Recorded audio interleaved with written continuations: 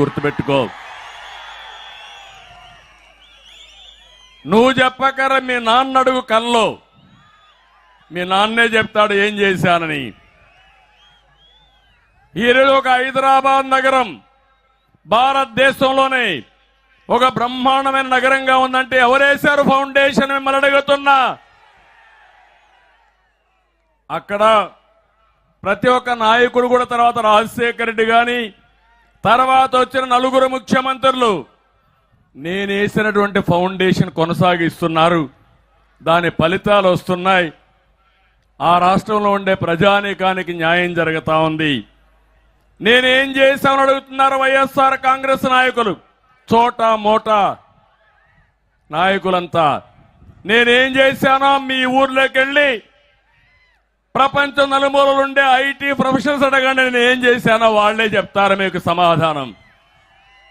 ఒక రాజకీయ పార్టీ, ఒక నాయకుడు మనం చేసిన దానివల్ల మంచి ఫలితాలు వచ్చి ప్రజల జీవితాల్లో వెలుగొస్తే దానికంటే బాధ లేదు, దానికంటే ఆనందం ఉండదు.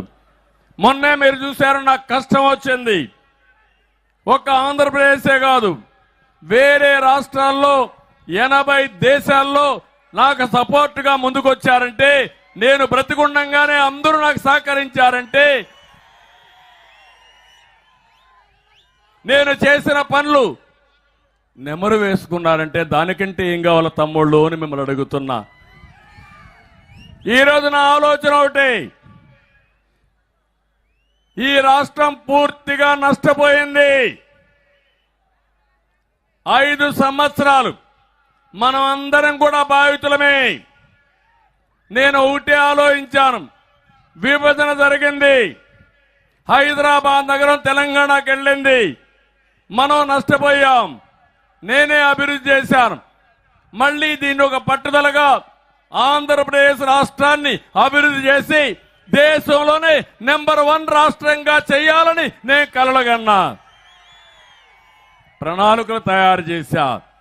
అదే అమరావతి, అదే పోలవరం నదుల అనుసంధానం, అదే పెట్టుబడులని తీసుకొచ్చాం. నేను అడుగుతున్న ఈ 5 సంవత్సరాల్లో బెదిరించి కబ్జాలు చేసి ఎక్కడికక్కడ తరిమేసే పరిస్థితికి వచ్చాడు.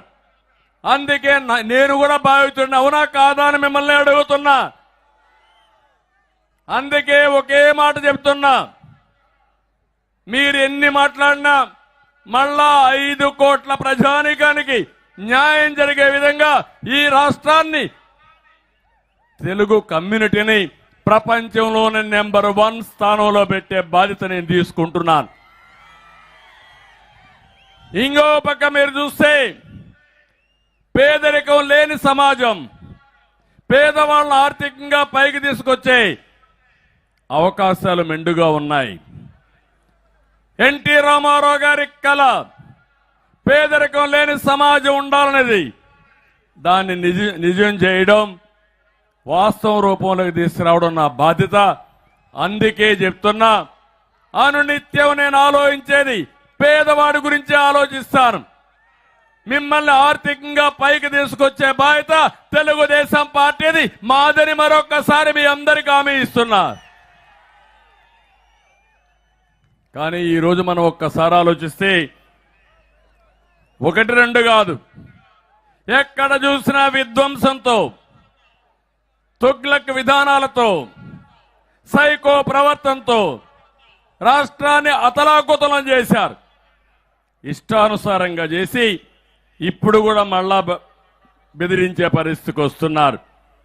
అందుకే నేను మిమ్మల్ని ఒకటే కోరుతున్నా, రా కదిలి రా అనే పిలిపించాను. ఇది నా కోసరం కాదు, తెలుగుదేశం జనసేన పార్టీల కోసరం కాదు, మీ పిల్లల భవిష్యత్తు కోసరం, రాష్ట్ర భవిష్యత్తు కోసరం, 5 కోట్ల ప్రజల కోసరం. ఈ విషయం మీరందరూ గుర్తుపెట్టుకోమని మరొక్కసారి విజ్ఞప్తి చేస్తున్నా.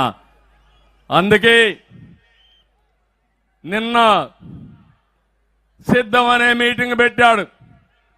నువ్వు సిద్ధం మీటింగ్ ఏమో తెలియదు కానీ, నువ్వు సిద్ధం అంటే నువ్వు టికెట్లు ఇచ్చిన వాళ్ళందరూ పారిపోతున్నారు. మాకు మీ టికెట్ వద్దు బాబు అని పారిపోతున్నారు. అవునా కాదా అని మిమ్మల్ని అడుగుతున్నా. అందుకే నేను పిలిపిస్తున్నా, వైఎస్ఆర్ కాంగ్రెస్ పార్టీలో ఉండే నాయకులు, ఆ పార్టీలో ఉండే కార్యకర్తలు ఈ రాష్ట్ర ప్రయోజనాల కోసం, 5 కోట్ల భవిష్యత్తు కోసం వారికి పిలిపిస్తున్నా. రా, కదిలి రండి, ఇది మనందరి బాధ్యత. ఈ రాష్ట్రాన్ని బాగు చేద్దామని వారికి కూడా పిలిపిస్తున్నాను.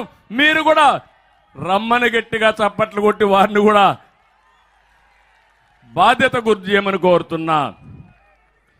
నేను అడుగుతున్న, ఏ వర్గమైన ఆనందంగా ఉన్నారా తమ్ముళ్ళు? ఇప్పటికి కూడా మీరు ఒకసారి చూస్తే, ఉదాహరణ కొన్ని చెప్తున్నా, ఏ రైతైనా ఆనందంగా ఉన్నాడా? 5 సంవత్సరాల్లో చితికిపోయాడా లేదా రైతు? ధాన్యం కొనే పరిస్థితిలో ఉన్నారా వీళ్ళు? కడాన ధాన్యం కొనుగోళ్లు కూడా కమిషన్లు. వీళ్ళు మనుషులా రాక్షసులా నాకైతే అర్థం కావడం లేదు. అక్వా రంగం కుదేలైపోయింది. అవునా కాదా అని మిమ్మల్ని అడుగుతున్నా. మళ్ళీ హామీ ఇస్తున్నా, అక్వా రంగాన్ని బాగు చేసే బాధ్యత తెలుగుదేశం జనసేన తీసుకుంటామని మరొక్కసారి హామీ ఇస్తున్నా. వీళ్లే కాదు, నేనేం చేశానని అడిగారు.